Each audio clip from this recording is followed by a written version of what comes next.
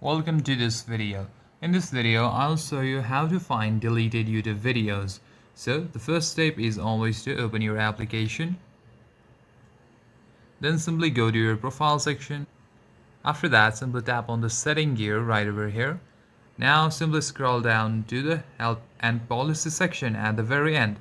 Now tap on help. Wait for some time. Now tap on send feedback. Then tap on get started and tap on allow one-time access. Now here you may type your query.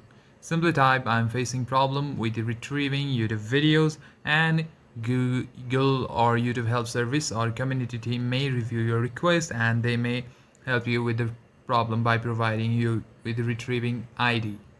And that's it guys. After you type your query, simply tap on send, and that's it guys.